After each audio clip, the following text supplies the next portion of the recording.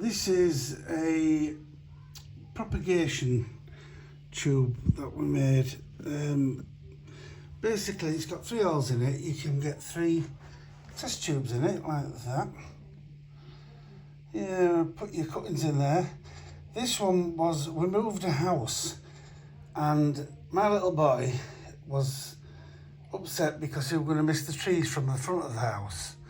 And he says, can we take them with us? I said, no, we can't because they're too big. They're only bushes. They don't like plants at all. But I said, what you should do is get a decent cutting of them and we'll try and grow them at the new house. So he did that. He took the cuttings and he put, we did about 6 or 7 of them. Most of them died. That one there seems to be coming through. If you look below, that's dead.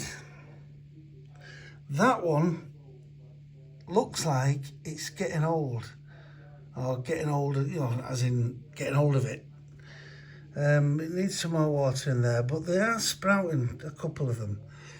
Thing is, it was good for a little lad.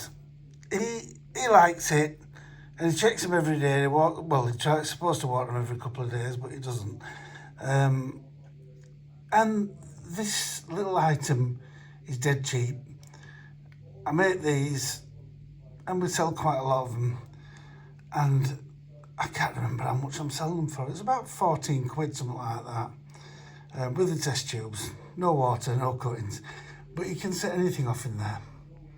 And it's good for kids, it's very educational.